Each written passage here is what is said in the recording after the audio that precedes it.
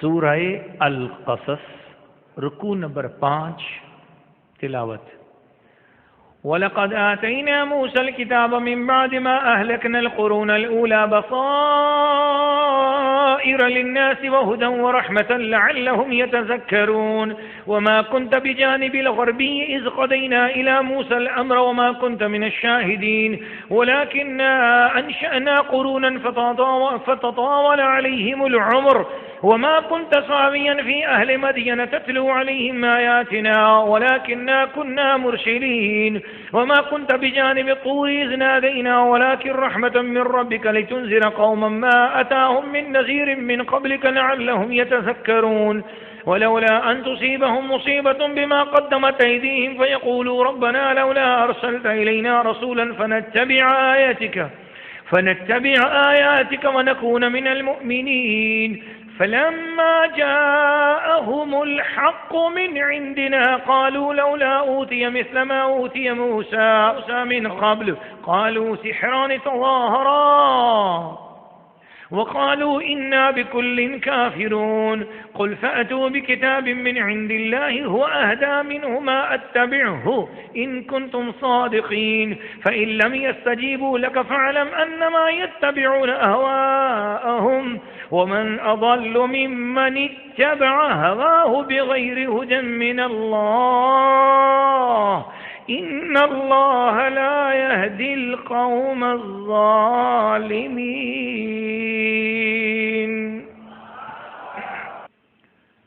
سورہ القصص رکوع نمبر 5 ترجمہ کنز الایمان. اور بے شک ہم نے موسیٰ کو کتاب عطا فرمائی بعد اس کے کہ اگلی سنگتیں یعنی قومیں ہلاک فرما دی جس میں لوگوں کے دل کی آنکھیں کھولنے والی باتیں اور ہدایت اور رحمت تاکہ وہ نصیحت مانے. اور تم طور کی جانب مغرب میں نہ تھے جبکہ ہم نے موسیٰ کو رسالت کا حکم بھیجا اور اس وقت تم حاضر نہ تھے مگر ہوا یہ کہ ہم نے سنگتیں پیدا کی کہ ان پر زمانہ ادراس گزرا اور نہ تم اہل مدین میں مقیم تھے ان پر ہماری آیتیں پڑھتے ہوئے ہاں ہم رسول بنانے والے ہوئے اور نہ تم طور کے کنارے تھے جب ہم نے ندا فرمائی ہاں تمہارے رب کی مہر ہے کہ تمہیں غیب کے علم دیے کہ تم ایسی قوم کو ڈر سناؤ جس کے پاس تم سے پہلے کوئی ڈر سنانے والا نہ آیا یہ امید کرتے ہوئے کہ ان کو نصیحت ہو. اور اگر نہ ہوتا کہ کبھی پہنچتی انہیں کوئی مصیبت اس کے سبب جو ان کے ہاتھوں نے آگے بھیجا تو کہتے اے ہمارے رب تو نے ہمیں کیوں نہ بھیجا ہماری طرف کوئی رسول کہ ہم تیری آیتوں کی پیروی کرتے. اے ہمارے رب تو نے کیوں نہ بھیجا ہماری طرف کوئی رسول کہ ہم تیری آیتوں کی پیروی کرتے اور ایمان لاتے. پھر جب ان کے پاس حق آیا ہماری طرف سے بولے انہیں کیوں نہ دیا گیا جو موسیٰ کو دیا گیا. کیا اس کے منکر نہ ہوئے تھے جو پہلے موسیٰ کو دیا گیا؟ بولے دو جادو ہیں ایک دوسرے کے پشتی یعنی امداد پر اور بولے ہم ان دونوں کے منکر ہیں. تم فرماؤ تو اللہ کے پاس سے کوئی کتاب لے آؤ جو ان دونوں کتابوں سے زیادہ ہدایت کی ہو میں اس کی پیروی کروں گا اگر تم سچے ہو. پھر اگر وہ یہ تمہارا فرمانا قبول نہ کریں تو جان لو کہ بس وہ اپنی خواہشوں ہی کے پیچھے ہیں اور اس سے بڑھ کر گمراہ کون ہوگا جو اپنی خواہش کی پیروی کرے اللہ کی ہدایت سے جدا. بے شک اللہ ہدایت نہیں فرماتا ظالم لوگوں کو. سورہ القصص رکوع نمبر 5 تفسیر. اللہ کے پیارے بندو رسول کریم صلی اللہ علیہ وسلم پر اترنے والے کلام مجید کو بڑی محبت سے سننے والے خواتین و حضرات ناظرین و ناظرات پچھلے رکوع کے آخری آیات اور آخری کلمات طیبات میں فرعون نے جب حضرت سیدنا موسیٰ علیہ السلام سے سنا کہ اللہ ایک ہے اور اللہ کے ساتھ کوئی شریک نہیں تو موسیٰ علیہ السلام سے کہا کوئی نشانی دکھاؤ ورنہ میں آپ کو قید کر دوں گا. موسیٰ علیہ السلام نے فرمایا نشانی ابھی دکھاؤں؟ کہا بھی دکھاؤ. آپ کے ہاتھ میں لاٹھی تھی آپ نے لاٹھی کو زمین پہ پھینک دیا. لاٹھی آپ کے ہاتھ سے جیسے زمین پہ گئی تو وہ ایک دم سانپ بن گئی اور سیدھی فرعون کی طرف. جو سانپ فرعون کی طرف گیا ایسے منہ کھولا تو فرعون تو ڈر کے مارے وہاں اپنے تخت سے نیچے گرا اور سیدھا بھاگا اپنے محل کے اندرونی حصے کی جانب اور وہاں سے کہتا ہے موسیٰ اس بلا سے بچا لو، اٹھا لو اسے، تو خدا بن رہا تھا اور مخلوق سے ڈر گیا، دعویٰ تھا خدائی کا اور ڈر گیا مخلوق سے۔ کیا شرک والوں کی سوچ کتنی پست ہوتی ہے، جو شرک کرتے ہیں ان کی سوچ کتنی گھٹیا ہوتی ہے، سمجھ رہے ہوتے ہیں یہ خدا ہے، اور اس کی بیچارے کی اپنی حالت یہ ہے کہ ایک سانپ کو دیکھ کے ڈر گیا۔ اگر خدا تھا اس سانپ کو یا تو لاٹھی کوئی سانپ نہ بننے دیتا، یا سانپ بن گیا تھا تو دوبارہ لاٹھی بنا دیتا۔ پتا چلا کہ وہ خدا نہیں تھا، وہ مشرک بھی تھا اور کافر بھی تھا، اور مشرک اور کافر توحید کے سامنے کبھی ٹھہرتے نہیں ہیں، یاد رکھنا۔ مقابلے کرتے ہیں، سازشیں کرتے ہیں، جادو کرتے ہیں، لیکن توحید کے سامنے کبھی شرک کبھی کامیاب نہیں ہوتا۔ اللہ پاک ہمیشہ توحید کے ماننے والے کو کامیاب کرتے ہیں۔ ہوا یوں ہی، وہ ڈنڈا جیت گیا موسیٰ علیہ السلام کی نسبت والا۔ تم بھی اپنے نبی کی نسبت والے ڈنڈے بن جاؤ تو زمانے کے فرعونوں پر تم بھی جیت جاؤ گے۔ اپنے نبی کی نسبت حاصل کرو۔ تو پھر اس نے کہا کہ یہ تو جادوگر ہیں۔ استغفر اللہ، حضور سیدنا موسیٰ کلیم اللہ علیہ السلام کے معجزے کو اس نے جادو کہا آپ تو ہماری طرح کہیں ہیں، ہم آپ کے پیچھے کیوں چلیں؟ اور پھر چلتے ہیں، لیکن کچھ غریب لوگوں نے آپ کا ساتھ دے دیا ہے، اب وہ ہم سے پہلے ایمان والے ہو جائیں گے، ہم بعد میں ایمان والے ہوں گے، اس لحاظ سے بھی پھر ہم پیچھے کے پیچھے۔ گویا وہ اسلام لانا بھی چاہتا تھا مگر تکبر کے ساتھ۔ تو یہ جو تکبر ہے اس کو مٹانا پڑتا ہے۔ اسلام میں تکبر کی کوئی گنجائش نہیں۔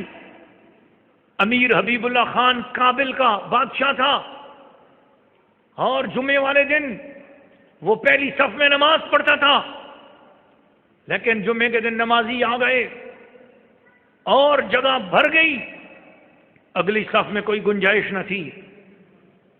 امیر حبیب اللہ خان کے اپنے محل کی مسجد نمازیوں سے بھری ہوئی ہے، امیر حبیب اللہ خان لیٹ ہو گیا، اور اتفاق سے اسے جہاں جگہ ملی وہ وہیں پر بیٹھ گیا۔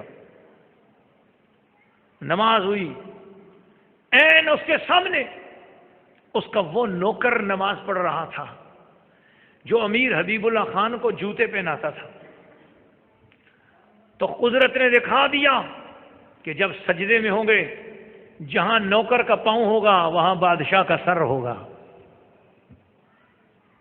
بنداؤ محتاج و غنی ایک ہوئے، تیری سرکار میں پہنچے تو سبھی ایک ہوئے۔ آگے آئے لڑائی میں اگر وقت نماز، قبلہ رو ہو کہ زمیں بوس ہوئی قوم حجاز۔ نہ کوئی بندہ رہا نہ کوئی بندہ نواز، بنداؤ صاحب و محتاج و غنی ایک ہوئے، تیری سرکار میں پہنچے تو سبھی ایک ہوئے۔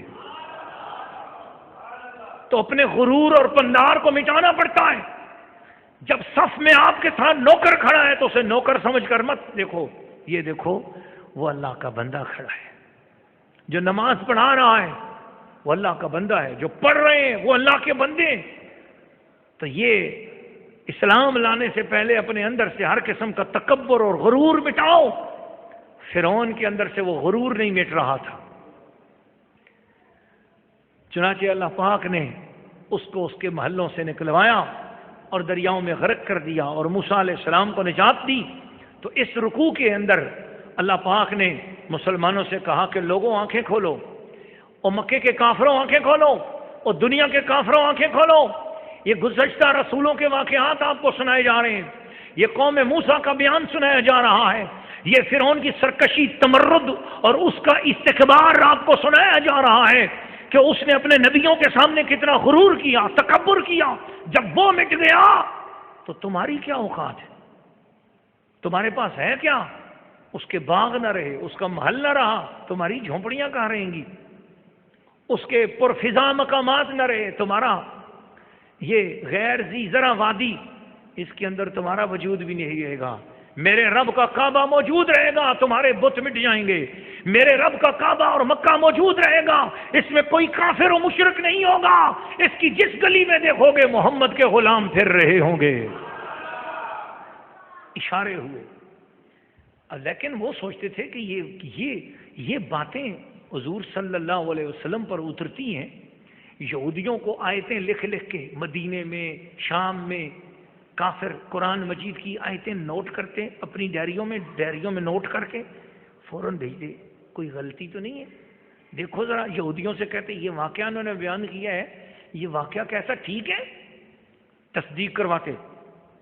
وہاں سے یہودی جس کو یہ پتہ چلتا کہ مدینے میں کسی ان پڑھ ہستی نے، بے پڑھی ہستی نے، کسی سے پڑھا بھی نہیں اور ایسا واقعہ بیان کیا، تو یہ جن سے تصدیق کے لیے جاتے تھے وہ وہاں سے حضور کی خدمت میں اسلام قبول کرنے کے لیے حاضر ہو رہے ہوتے تھے۔ وہ کہتے وہ تو سچا رسول ہے جس نے یہ کہا۔ ان کی اپنی جن سے بات کرنے کے لیے گئے کہ وہاں سے ہمیں کوئی غلطی ملے گی، پتہ چلا وہی دیوانے بن گئے۔ سبحان اللہ۔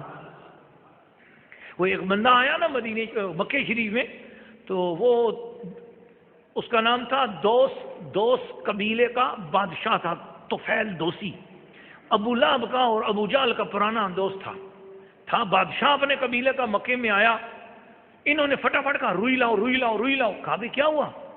اس کی کانوں میں روئی ڈالو۔ اب دوست تو تھے، بادشاہ ہی تھے آپس میں، تو طفیل دوسی کے اس کان میں بھی روئی ڈال دی، اس کان میں بھی روئی ڈال دی۔ طفیل نے کہا کیا کر رہے ہو میرے ساتھ؟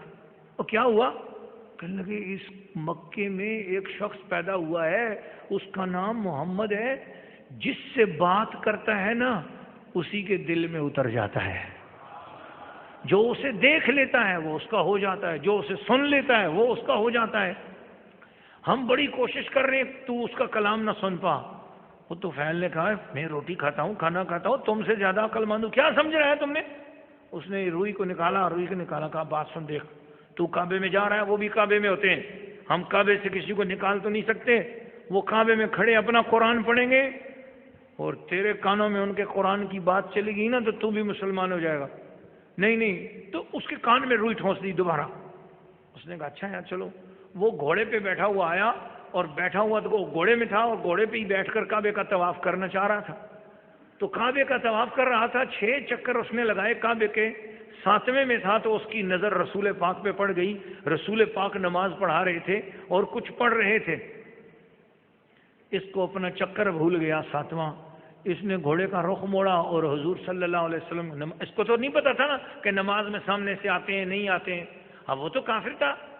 وہ گھوڑا لے کر حضور پاک صلی اللہ علیہ وسلم کے سامنے چلا گیا۔ اب حضور کے چہرے کو دیکھنے لگ گیا۔ جو حضور کے چہرے کو دیکھا تو اب کانوں میں تو روئی تھی، یہ سمجھ نہیں آ رہی تھی کیا پڑھ رہے ہیں۔ ایک کان سے اس نے روئی نکالی کہ یہ کیا پڑھ رہے ہیں دیکھوں، دوسرے کان سے بھی روئی نکالی۔ ادھر سے ابو لہب اور ابو جہل بھی دیکھ رہے تھے اور اشارے کر رہے تھے، نہیں سنو۔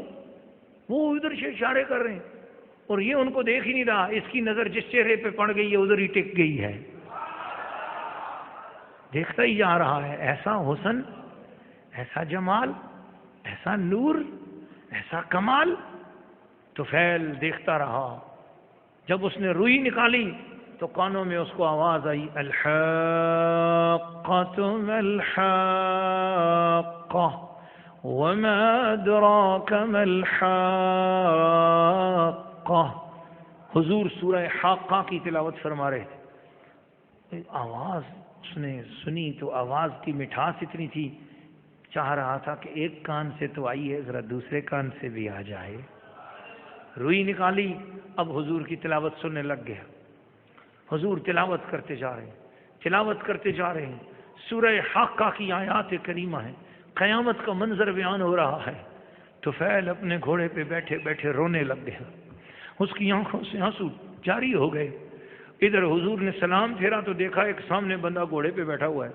آپ نے فرمایا کون ہو؟ اس نے کہا طفیل ہوں۔ دوست قبیلے کے سربراہ؟ ہاں جی میں دوست قبیلے کا سربراہ ہوں۔ فرمایا نیچے اتر کے آ۔ نیچے اتر کے آ گیا، حضور کے قریب گیا۔ حضور نے فرمایا اسلم تسلم، اسلام قبول کر لے تجھے بھی امن مل جائے گا۔ اس نے کہا اسلام کیا چیز ہوتی ہے؟ حضور نے فرمایا اللہ کے ساتھ کسی کو شریک نہ ٹھہرا، محمد کو اس کا سچا بندہ اور اس کا رسول مان، اور محمد کے ہر حکم کو تسلیم کر لے، یہی اسلام ہے۔ اس نے کہا اگر یہی اسلام ہے تو یہ سارے لوگ آپ کی دشمنی کیوں کرتے ہیں؟ آپ نے فرمایا یہ جو کعبے کے اندر بت رکھے ہوئے ہیں، میں ان بتوں کے خلاف، یہ بت کچھ بھی نہیں کرتے، سب کچھ کرنے والا اللہ ہے، میں چاہتا ہوں یہ بتوں کی پوجا چھوڑ دیں اور ایک اللہ کو مانیں۔ تو فیل نے کہا تو آپ تو سچ کہتے ہیں۔ حضور نے فرمایا پھر آپ بھی ہمارے ساتھ شامل ہو جاؤ۔ تو فیل نے کہا مجھے بھی کلمہ پڑھا دیجئے۔ حضور نے فرمایا ہاتھ ادھر کر۔ اس نے ہاتھ ادھر کیا، حضور نے اس کے ہاتھوں کو اپنے ہاتھ میں لیا اور فرمایا پڑھ لا الہ الا اللہ محمد الرسول اللہ۔ کلمہ پڑھا تو فیل کا رنگ بدل گیا، کچھ دیر حضور کے ساتھ رہا، حضور علیہ الصلوۃ والسلام نے اسے دین اسلام کی بات بتائی۔